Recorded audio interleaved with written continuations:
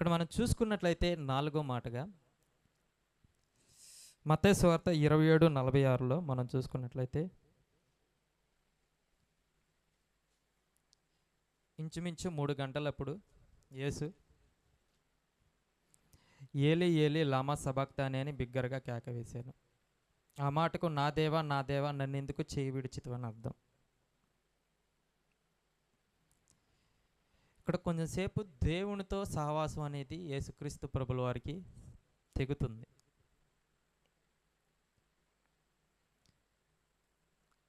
ఈ సందర్భాన్ని ఆలోచించినప్పుడు దీనికన్నా ముందు ఒకటి జరిగిద్ది, మనకు అది కూడా తెలియాలి. యేసుక్రీస్తు ప్రభుల ద్వారా అద్భుతాలు పొందినటువంటి వాళ్ళు ఎంతమంది ఉంటారు అనుకుంటున్నారు మీరు? ఆయన చేసిన అద్భుతాలన్నీ గనక రాస్తే భూలోకం మొత్తం సరిపోదంట.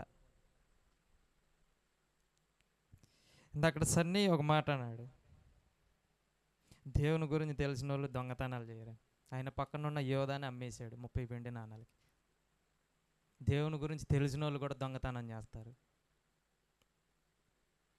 సాక్షాత్ దేవుడి పక్కన తిరిగిన వాళ్ళే. కాబట్టి మీరేం ఫిక్స్ అవ్వమాకండి సంఘంలో ఉన్న వాళ్ళందరూ పరిశుద్ధులు, బయట ఉన్న వాళ్ళందరూ పాపులని. సంఘంలో ఉన్న వాళ్ళు కూడా పాపులుగా కనబడుతూ ఉన్నారు. ఉన్నారు, దొంగలు ఉన్నారు. అలా కాదులేండి నేను చెప్పేది, దేవుణ్ణి నమ్మిన వాళ్ళు కూడా దొంగతనాలు చేస్తారు అనేది చెప్తున్నా. ఇప్పుడు మనం చూసుకున్నట్లయితే అంటే అంతమంది అద్భుతాలు ఆశ్చర్యాలు చూసిన తర్వాత కూడా ఎవరు రాలేదా అని. కొంతమంది స్త్రీలు, ప్రేమించిన శిష్యుడు, అమ్మ మాత్రమే ఉన్నారా అక్కడ అని.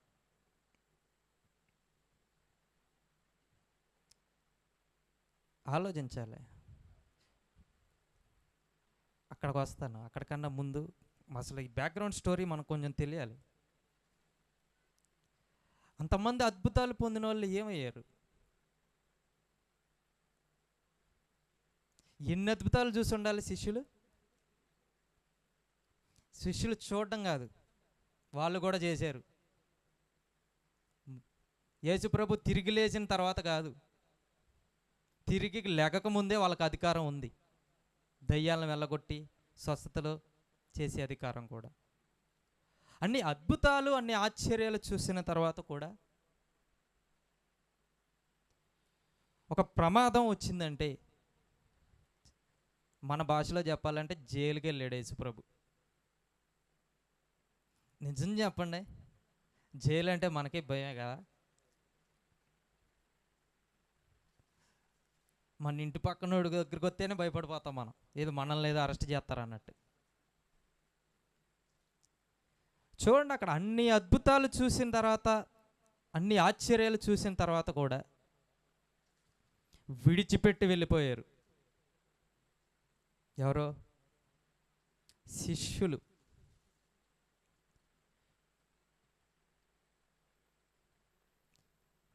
తన ద్వారా అద్భుతాలు పొందిన వాళ్ళు చాలా తక్కువే మిగిలింది. అంటే ఎంతమంది వెళ్ళిపోయారు?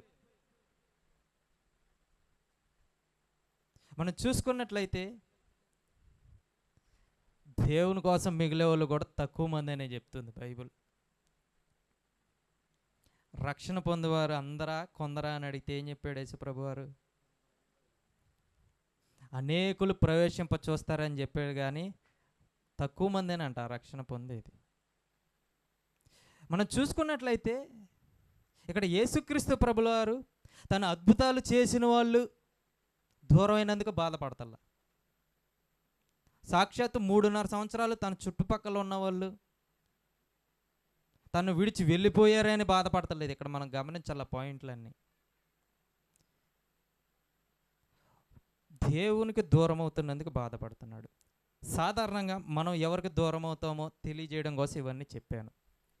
మన ద్వారా ఎవరన్నా మేలు పొందితే వాళ్ళు మనం విడిచి వెళ్ళిపోతే ఎలా ఉంటుంది అనేది మనం గమనించాలి. ఇప్పుడు వీళ్ళందరూ మేలులు పొందిన వాళ్ళే అద్భుతాలు ఆశ్చర్యాలు జరిగినప్పుడు. యేసుక్రీస్తు ప్రభుల ద్వారా వీళ్ళందరూ ఫ్రీగా ఫుడ్ తిన్న వాళ్ళే, ఫ్రీగా వరాలు శక్తిని పొందుకున్న వాళ్ళే, వీళ్ళందరూ కూడా ఆయన వెంబడించిన వాళ్ళే. నిజంగా చెప్పుకుంటే మనం ఈ కోవకు చెందిన వాళ్ళమే. ఒక వ్యక్తి నన్ను దూరంగా పిలిచి వెళ్ళిపోయాడని, నాకు తెలిసిన వ్యక్తి వెళ్ళిపోయాడని, నా ద్వారా మేలులు పొందిన వ్యక్తి వెళ్ళిపోయాడని బాధపడతాం తప్ప దేవునికి దూరం అయ్యామని బాధపడేవాళ్ళు చాలా తక్కువ. ఆదివారం చర్చికి రాకపోతే బాధపడతారా? నిజాలు మాట్లాడుకుందాం. ఫంక్షన్కి రాకపోతే బాధపడతారు పక్క ఇంట్లోడు. నిజాలే ఇవన్నీ. అసలు దేని విషయమే బాధపడుతున్నాం ఆలోచించండి ఒకసారి. దేవుడికి ప్రార్థన చేసుకోకపోతే బాధ ఉంటుందా? దేవునికి దూరం అవుతున్నందుకు, ధ్యానం బైబిల్ ధ్యానం లేనందుకు బాధపడుతున్నావా? దేవునికి దూరం అవటం అంటే ఏమిటో కాదు, వాక్యానికి, ప్రార్థన జీవితానికి, సంఘానికి దూరం అవటమే. అంటే వీటికి దూరం అవుతున్నందుకు బాధ కలగట్లేదు ఇక్కడ ఎవరికి. ఇంకా మనుషుల ఆలోచనలతోనే ఉన్నాం ఇంకా సంఘంలోకి వచ్చాక కూడా. అసలు కానీ ఇక్కడ యేసుక్రీస్తు ప్రభుల వారు మనం చూసుకున్నట్లయితే, నువ్వు నన్ను ఎందుకు విడిచిపెట్టావు అని అడుగుతున్నాడు దేవుడిని. దాని కారణాలు మీకు తెలుసు. అక్కడ దేవుడు కనుక యేసుక్రీస్తు ప్రభుల వారు చెయ్యి విడిచిపెట్టబోతే మనందరం ఎప్పుడో నరకానికి వెళ్ళేవాళ్ళం. మనల్ని పరిశుద్ధులుగా తీర్చిదిద్దడానికి అక్కడ పరిశుద్ధుని చెయ్యిని దేవుడు విడిచిపెట్టాడు. దాన్ని మీకు చెప్పాలనుకోవడంలా తెలుసు కాబట్టి. బట్ కానీ మన జీవితాలు ఏ విధంగా ఉన్నాయి అనేది చెప్పాలనుకుంటున్నా. తెలిసిన విషయాలు కాకుండా తెలియని విషయాలను చెప్పి ముందుకు వెళ్ళాలనేదే నా ఆలోచన. మనం చూసుకున్నట్లయితే యేసుక్రీస్తు ప్రభుల వారు గెస్తమనే తోటలోకి వెళ్ళినప్పుడు ప్రార్థన చేస్తాడు, తెలుసుగా. ఒకసారి లూకా సువార్తలో చూద్దాం. అది నేను ఈ సందర్భం గురించి ఒక 2 రోజుల నుంచి ఆలోచిస్తున్నా. లూకా సువార్తలో మనం చూసినట్లయితే యేసుక్రీస్తు ప్రభుల వారు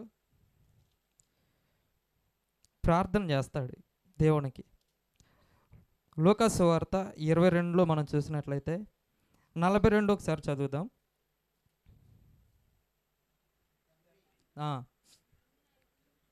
ఈ గిన్నె నా యొద్ద నుండి తొలగించుటకు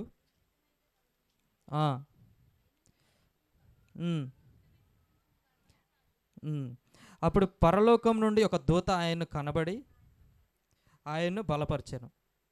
ఒక నిమిషం. ఈ సందర్భాన్ని చదివినప్పుడు చాలామంది నేను విన్నయి చాలా రోజులుగా నేను విన్న ప్రసంగాలన్నీ ఏం చెప్పారంటే, యేసు ప్రభు కంట భయం వేసిందంట. ఒక్కసారే శిలువ మరణాన్ని చూడబోతున్నాడు కొన్ని గంటల్లో, కాబట్టి అవన్నీ చూసేసరికి ఆయనకి భయం వేసి ప్రార్థన చేశాడు. పరలోకం నుండి దూతొచ్చి బలపరిచే అంత బలహీనుడు అయిపోయాడు యేసుప్రభు. గమనించాలి మనం. ఆయనకి తెలియంది ఏముంది అసలే? అన్నీ తెలిసినా కానీ కొంచెంసేపు భయపడ్డాడు అనుకుందాం. అంటే దోతొచ్చేసి బలపరిచే అంత బలహీనుడు అయిపోయాడా అనేది కొంచెంసేపు కూడా మనం ఆలోచించాలి. మీరు కరెక్ట్ గమనించినట్లయితే యేసుప్రభు బాధపడేది ఇక్కడ ఏదో శిలువ మరణానికి వెళ్తున్నాడనో, లేదంటే వాళ్ళు ఏదో వచ్చి చేసేస్తారనో దాని గురించి కాదు. మీరు కరెక్ట్ పాయింట్ క్యాచ్ చేయాలి ఇక్కడ. ఈ దాదాపు ఆయన ఈ గెస్తమనే తోట దగ్గర నుంచి శిలువలో చచ్చిపోయే వరకు దేవుడు వదిలేస్తాడు ఆయన్ని. దాదాపు ఓ 12 గంటలు వేసుకోండి. 12 గంటల నుంచి 12 దగ్గర ఇంకా ఎక్కువే. నైట్ 12 నుంచి మళ్ళీ 12, 3 దాకా 15 గంటల కాల వ్యవధి దేవుడు యేసుక్రీస్తు ప్రభుల వారిని విడిచిపెట్టబోతున్నాడు. ఇక్కడ మ్యాటర్ ఏంటంటే, ఆయన శిలువ మరణకి వెళ్తున్నాడు కాబట్టి బలహీనుడైపోయాడు లేదంటే భయపడుతున్నాడు అనేది కాదు ఇక్కడ మ్యాటరు. ఈ 15 గంటలు దేవుని విడిచి ఉండాలి ఇక్కడ. చూడండి, అదే అంత టైము ఆయన 33 సంవత్సరాల్లో ఒక్క క్షణం కూడా దేవుని వదిలేడు. అంతకుముందు పరలోకంలో దేవుని విడిచిపెట్టలేడు. ఈ 15 గంటలు అనుకోండి, దాదాపు నైట్ కరెక్ట్ టైం మనకి లెక్కించబడలా. 12 నుంచి 15 గంటలు వేసుకుందాం. ఈ 12 నుండి 15 గంటలు దూరం అయ్యేది తట్టుకోలేకపోతున్నాడు ఇక్కడ యేసుప్రభు. అది గమనించాలి మీరు పాయింట్. శిలువ మరణం కంటే కూడా దేవునికి దూరం అవుతాం అనేది ఇక్కడ చాలా బాధగా ఫీల్ అవుతున్నాడు యేసుప్రభు వారు. శిలువ మరణం అనేది ఆయనకి తెలియదేం కాదండి. ఆయనకి ఎప్పుడో తెలుసు, జగత్ పునాది వేయబడక మునిపే ఆయన వచ్చి చనిపోవాలని తెలుసు, మనందరి కోసం చచ్చిపోవాలని తెలుసు, సిలువ వేయబడాలని మొత్తం తెలుసు. కానీ దేవునితో ఎడబాటు, దేవునితో దూరాన్ని భరించలేకపోతున్నాడు ఇక్కడ. ఆ పాయింట్ కరెక్ట్ పాయింట్ క్యాచ్ చేయాలి మీరు. అంటే అంత భయంకరంగా ఉండిద్దా అనేది మనం ఇక్కడ ఆలోచించాలి. అంటే దేవుడు విడిచిపెడితే ఎలాగ ఉంటుంది అనేది సింపుల్గా మీకు తెలియాలంటే పాత నిబంధనలో సౌలు గారి జీవితాన్ని చదవండి. పిచ్చెక్కిపోద్ది సౌలుకి. అలాంటి స్వభావం కలిగిన వాడు కాదులే యేసు ప్రభు. ఇక్కడ ఎగ్జాంపుల్కి చెప్పాను.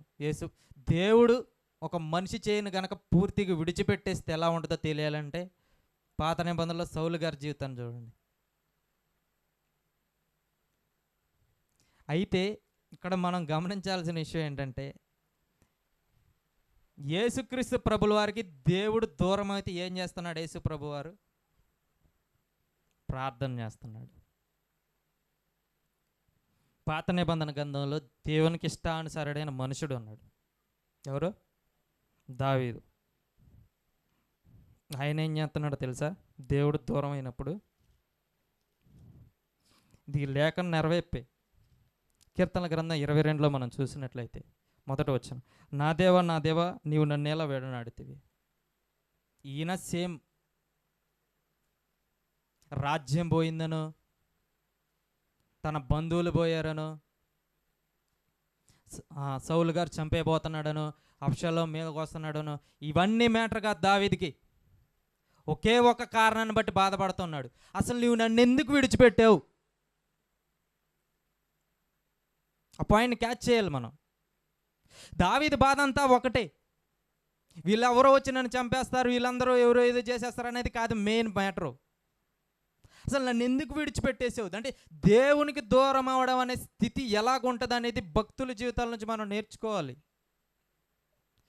దేవుడికి దూరం అయినప్పుడు దావీదు ఏం చేస్తున్నాడు? ప్రార్థన చేస్తున్నాడు. మనం అడిగింది దేవుడు ఇవ్వకపోతే మనం ఏం చేస్తాం? దేవుని విడిచిపెట్టి వెళ్ళిపోతాం. నిజం. దేవుడు మనం అడిగింది ఇవ్వకపోతే మనం దేవుని విడిచిపెట్టి వెళ్ళిపోతాం. దేవుడు కొంత టైం అనేది దూరంగా ఉంటాడు మనకు పాఠాలు నేర్పించటానికి. కానీ దావీదును మనం చూసుకున్నట్లయితే దేవుడు ఆయనకున్న సమస్యలు మొదటి సమస్య ఏదన్నా చెప్పమని అడిగితే దేవుడు కనుక నాకు దూరం అయితే అదే నాకు పెద్ద సమస్య అని చెప్తాడు. మనం ఏం చెప్తాం? ఏయో చెప్పుకొస్తాం. అవన్నీ కాదండి. దేవునికి దూరం అవ్వడమే ప్రధానమైన సమస్య. దాని గురించి ఇక్కడ యేసుప్రభు బాధపడుతున్నాడు. డైరెక్ట్గా అడుగుతున్నట్టే దేవుణ్ణి, నన్నెందుకు విడిచావు అని.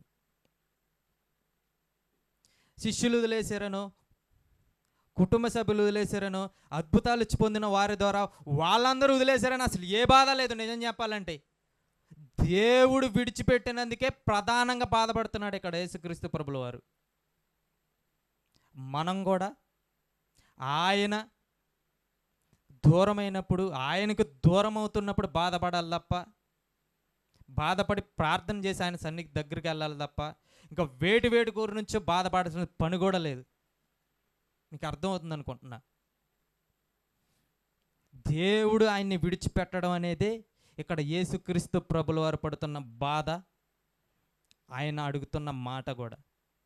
ఆయన దేవునికి దూరం అవడం అనేది ఆయన అడుగుతున్నది ఇక్కడ, వేరేది ఏమీ కాదు. భయపడడమో ఇంకా అన్ని తర్వాత సంగతి, తర్వాత ఆలోచిద్దాం అవన్నీ. ముందు ప్రధానంగా ఆయన బాధపడే దేని గురించి అయ్యా అంటే దేవునితో కొంత సమయం దూరం అయ్యే స్థితి ఉంది చూడండి, దాని గురించి ఇక్కడ ప్రార్థన చేశాడు. దాన్ని తట్టుకోలేక అడిగేశాడు ఇక్కడ, ఏమని?